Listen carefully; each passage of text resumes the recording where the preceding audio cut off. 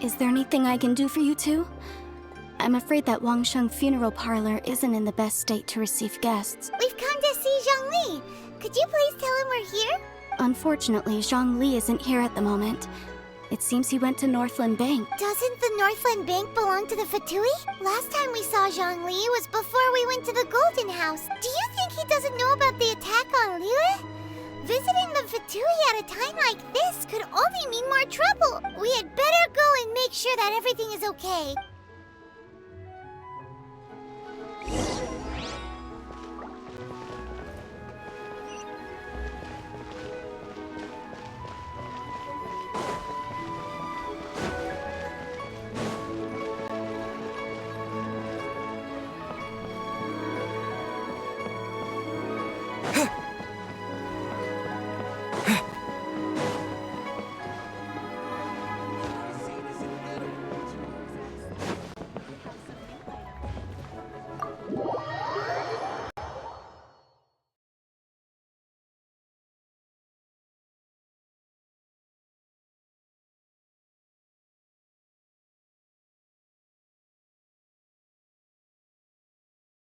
You call this cooperation between Harbingers?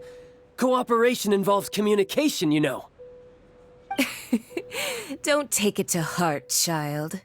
Besides, aren't you happy that you got to skip the formalities and bring chaos to the land? I'm sure you must have enjoyed that. Oh, it seems that some of your friends have arrived. Hey, it's Zhongli and Child. And you! You're also one of the Harbingers? It's you two. I believe we've met once before. In the City of Bards, was it? I'm glad you still remember my name. Ah, right. I imagine that it must have been rather hard to forget watching helplessly as something precious was snatched away from your friend. Well, if it isn't you two. This is our first time seeing each other since Liyue was nearly wiped off the map. This is certainly a bit awkward, wouldn't you say? Paimon knew that we should never have trusted a Fatui Harbinger. Oh, now don't say that. Sure, I may have misled you, but I never had anything against you personally. Besides, I thought we were getting along quite well together, didn't you? Except for that little tussle we had at the end. Nothing personal. We just have different views, that's all. Of course, you may very well hold this against me, but that's up to you. The real deceivers here are Senora and Zhongli. Curse them for leading me on. So actually, I think... Stop wasting time, child. There'll be plenty of time to chat once I'm through here. You remember the agreement, Morax. Now, if you would be so kind. What in the world are you talking about? The contract is fulfilled. That which thou seeketh is now bestowed unto thee.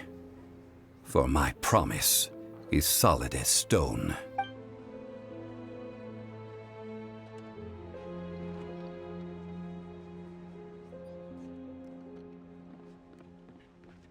How sanctimonious.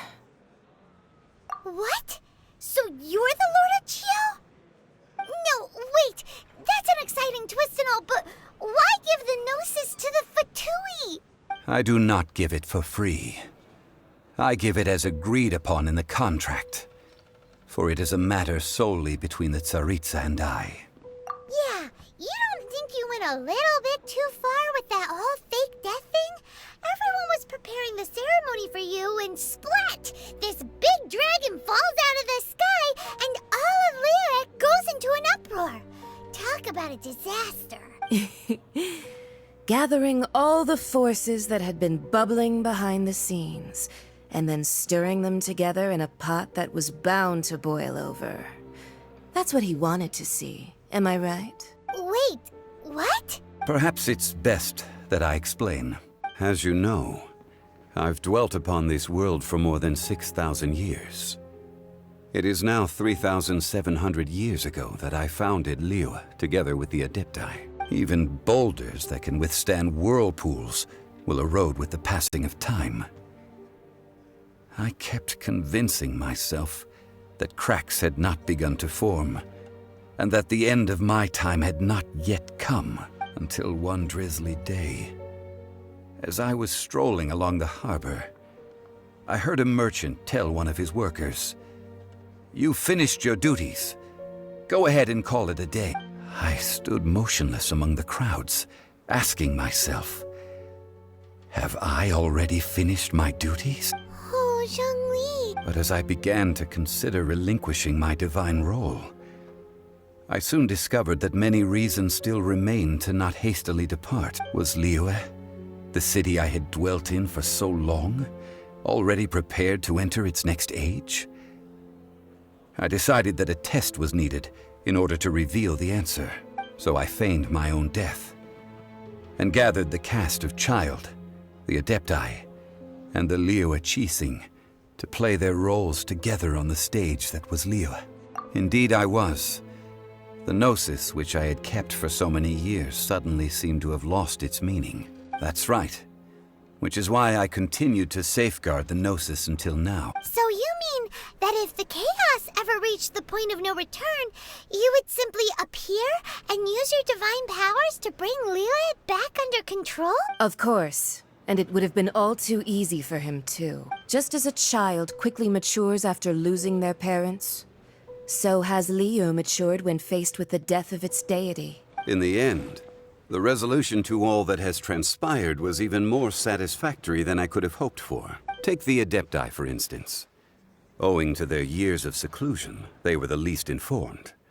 Yet when faced with a crisis, they commendably showed the greatest amount of restraint possible. Not only did they manage to cooperate with the Qixing, but in the end, they even made efforts to understand the hearts of the people. Credit is also due to Signora, the emissary dispatched by the Cryo-Archon to fulfill our contract. At my request, she kept everything she knew in strict confidence. This despite the eavesdropping ears of her colleague, Chai. This meant I could remain as Zhongli, even having the chance to fulfill the age-old traditions of Liyue in this mortal form. Thank you for joining me on this journey, traveler. All of these things turned out as I had planned. There is only one thing that I had not anticipated, and that was the conduct of the Liyue Qixing. I had expected them to do no more than the Adepti, to come to the defense of Liyue. But when all was said and done, they seized the opportunity to supplant Liyue's divine protectors, and used the subsequent power vacuum left by my death to quickly gain complete control of Liyue. Huh? That doesn't sound good at all. On the contrary, I think it is excellent. I had always feared that it was too soon for them to take over from me, and it was also that which I longed for the most. As such, this is the best parting gift anyone could have given this god of old. Hey, what about me? Doesn't anyone feel the least bit of remorse for deceiving me? You've practically kept me in the dark. I think that thanks would be more appropriate. You certainly played no small part in all of this, wreaking havoc and turning the city upside down. The Lord of Geo ought to thank you for your performance, if anything. If you hadn't created the pressure of a battle between mortals, Adepti, and a god, the lump of coal resting in the hands of the Geo-Archon, Liyue would never have been able to become a dazzling diamond of a city. Huh? Just whose side are you on, mocking me like that? Are you— Be that as it may, you've come out of this as the hero of Liyue. I, on the other hand, will be forever prescribed as a disturber of the peace, no? Well then, with the Gnosis in my possession, I have no use for such idle chatter. We should return to Zapoljarny Palace and seek an audience with Her Majesty, the Tsaritsa. Come. Fine. I'll meet you there later. I'm not sharing a boat with the likes of you. Do as you wish.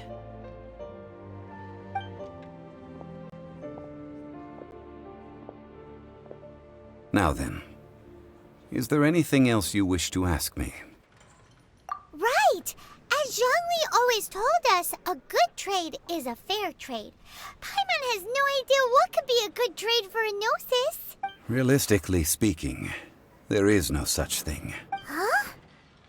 However, I am the god of contracts. For thousands of years, I have made countless contracts. If the deal was of no benefit, then I certainly would not be inclined to agree to it.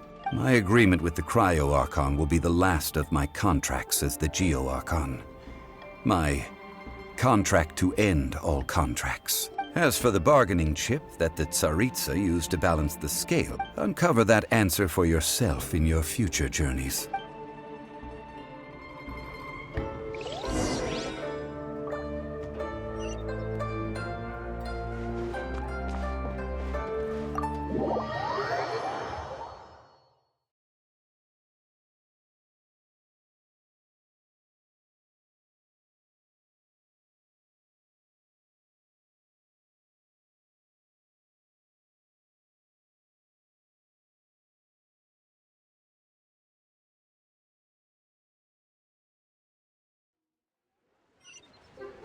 Today's the day of the rite of parting.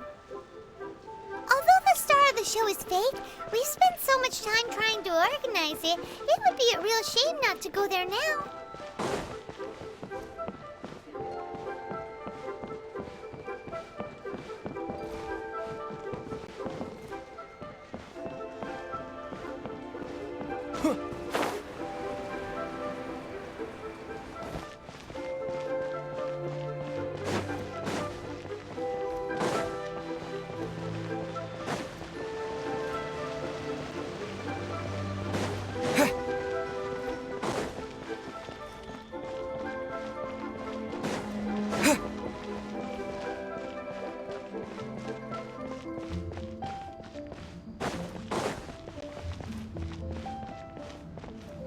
Well, since we're going through with this rite of parting, I guess it means that those rumors hit the nail on the head.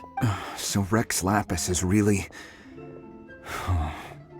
But they... Oh, come on. Do you think that the assassin could have been a normal person?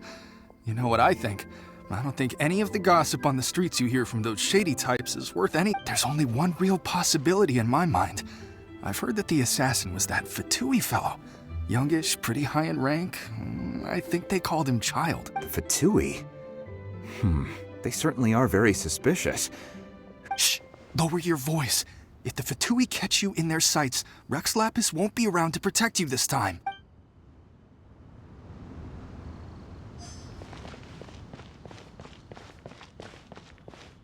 You know that god from the ocean couldn't have just shown up out of nowhere. I mean, it's been 2,000 years since Rex Lapis subdued it. Yes, and to think that this happened right on the heels of the incident with Rex Lapis. Say, do you think the person who assassinated our lord and released that evil god might have been one and the same? Now that you mention it, that's very possible. Yes, it all fits together. That person must have colluded with the evil god to harm Rex Lapis. Still, what sort of supernatural prowess must this person possess to be able to do such things? I have never heard of such a person in all my year. Forget it. Guessing's no use to us. Look, the Millilith over there looks like he's about to make an announcement. Let's hear what the Ministry of Civil Affairs has to say first. Please be mindful of your personal safety.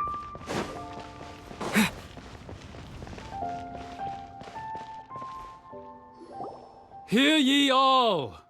The Chi sings word, though a dragon soars ageless as the mountains, it too must return to dust.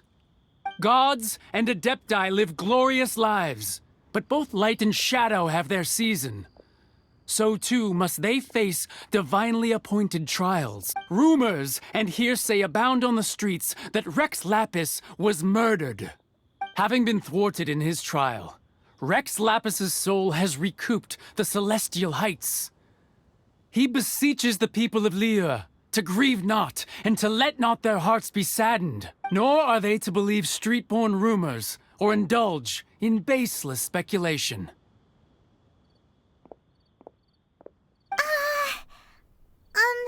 Paimon needs a translation on what the Chising's announcement said. So that's how they're spinning it. Something feels off. Why would they suddenly give up looking for the murderer? Not to mention how this excuse sounds like something they just made up on the spot. Could the Chising already have known that Rex Lapis wasn't dead? But Zhongli said that neither they nor the Adepti knew anything. Did Zhongli tell them in secret after his gnosis? Exactly, right? Ooh, seems like the rite of parting has been going on for a while now.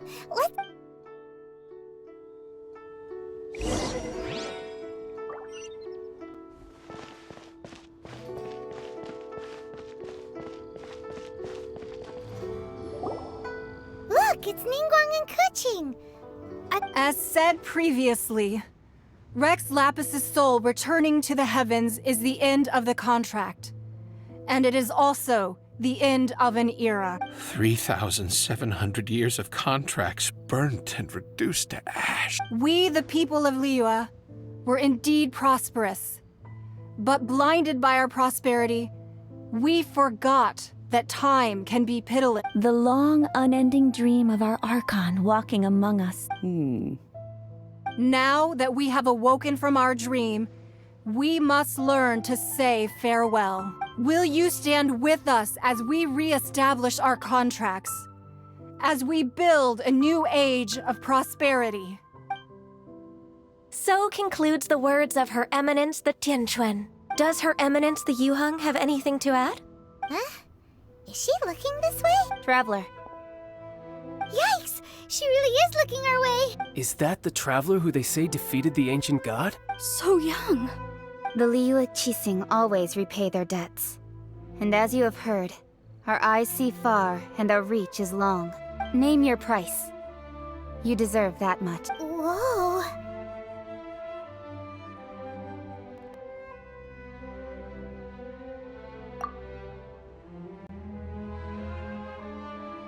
Well, could you help me put up some missing person posters?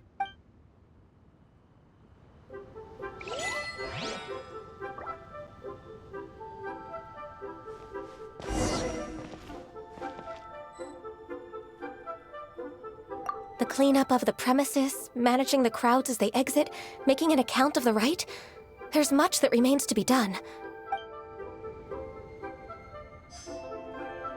Roping you in was possibly the most masterful move we could have made. I believe that future generations will say so too when The cleanup of the premises, managing the crowds as they exit, making an account of the rite?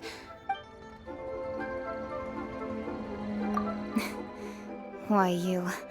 Were you just trying to look cool earlier, or are you really that selfless? If you were looking for someone, you could have just told me that in private.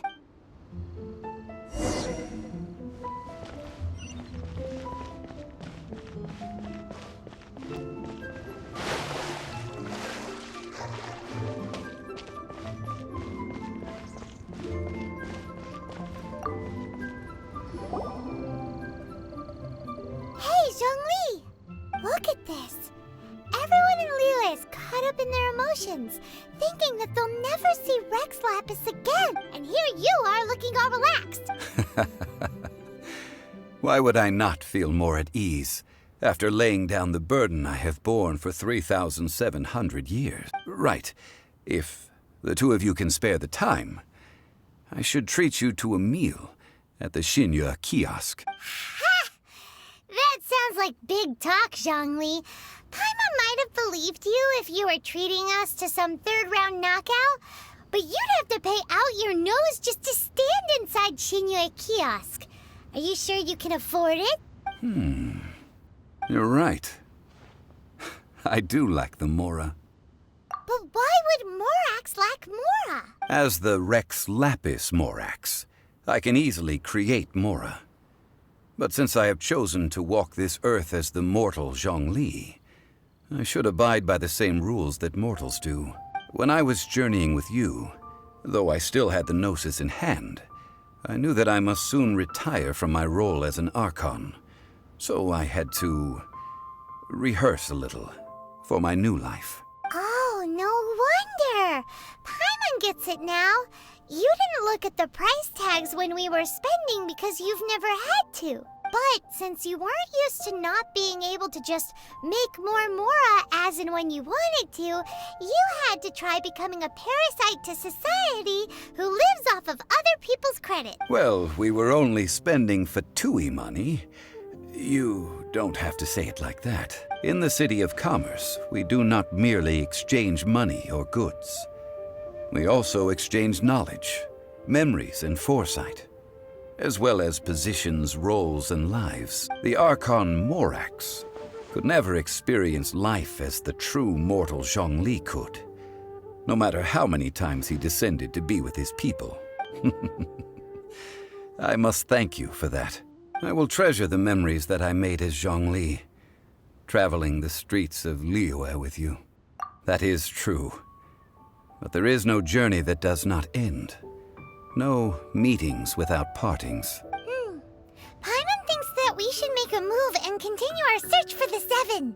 I fear that continuing your journey may be difficult. The nation that neighbors Liyue by sea, Inazuma, is presently closed. Yes, the nation has been closed by order of its deity, the Electro-Archon Ball. And just as the people of Liyue preferred to call me Rex Lapis, she too goes by another name among locals in Inazuma. Paimon thinks we've heard that one before. Raiden? That is the case. And since Raiden is also the Shogun of Inazuma, people call her the Raiden Shogun. That said, though people at the wharf were saying that the situation in Inazuma is very tense, Paimon doesn't remember that always being the case. It wasn't that bad last year. Zhongli, since you're Rex Lapis, shouldn't you know something about what's happening there? Just how did Inazuma become a closed nation? It's because of visions. Visions? When faced with circumstances beyond their control, humans often bemoan their lack of power. But if a person shows true strength of will at a desperate and fateful moment in their life, the gods will look upon them with favor. This is what visions are. Magical foci bestowed upon those who have been acknowledged by the gods. Uh-huh. That's how people in Teyvat see it. But starting from last year, the Raiden Shogun began promulgating the Vision Hunt Decree. Vision Hunt Decree? Yes. It was an order to seize all visions within Inazuma's borders, and to inlay them upon the hands of the statue of the omnipresent god. They want to seize visions. But why? Aren't visions blessings from the gods? I should think that in the Raiden Shogun's eyes, it is precisely because they are divine blessings that they should be under the sole dominion of divinity. Whoa, that's hard. The Animo Archon is the god of freedom, and the Geo Archon is the god of contracts. For her part, the Raiden Shogun is the god of eternity. It seems as though she has finally decided to eliminate any unstable elements that could pose a threat to her eternal realm. The fact that even I, the oldest of the seven, have now passed away, will only strengthen her resolve to pursue eternity. Knowing her, she must have again quoted that adage she is most fond of when proclaiming that decree to her people. 7 ideals for 7 gods. And of these, eternity is nearest unto the heavenly principles. All right then. Was there anything else you wish to know? Ah, that was a good one. Failing a divine trial. How they came up with that excuse, I will never know. That said, the reason why the Qixing were so eager to resolve the incident and stop pursuing the culprit was indeed because they received news in secret that Rex Lapis was not dead. I hinted as much to the adept. How did I accomplish that, you ask? All right then. Was there anything else you wished to know? Yeah, made their announcement. We listened to a lot of people talking on the way. These are indeed false accusations. But it remains undeniably true that Child did send people to the Jade Chamber to prevent the Adepti and the Qixing from defeating the ancient. I've heard that Ningguang is busy milking that for all it's worth on the foreign relations front at the moment. Browbeat. Ha! Those poor Snezhnayan diplomats. If it were not for Child's exalted position as a harbinger, I'm certain that they would have shifted all the blame to him and... All right then. Was there anything else? The time of the Adepti has long passed. If even the Liyue Qixing don't want to face that truth, then what future is there for Liyue? Kuching is absolutely right in saying this. Now, though I did laud Ningguang's desire for power, believing this to be a good thing, and thought as a matter of course that she must have been behind the Qixing's plan to take governing power over Liyue from the hands of the gods and Adepti. Could the original person who brought up the idea of seizing power have been... All right then. Was there anything else you wish to know? That's right. Zhongli, now that you don't have your gnosis, what's going to happen to all the Mora since Morax is dead? Also, isn't the Golden House the only mint in the entire continent? Well, it even can... The Mora present now will not vanish. But the Golden House will indeed have to cease operations for a lengthy period of time, since creating Mora requires the use of the Geo-Archon's power. This is terrible! We're all about to run out of Mora! The world is... Yes, this is indeed a major issue from a financial standpoint. Well, I suppose we'll just leave... Then, did you at least set some private funds aside for yourself? Oh, a private fund. It's a shame. What's a shame? It's a shame that I didn't think of it at the time. All right then. Was there anything else you wish to know? Well then, I suppose you'll have to find a way to get inside this closed nation.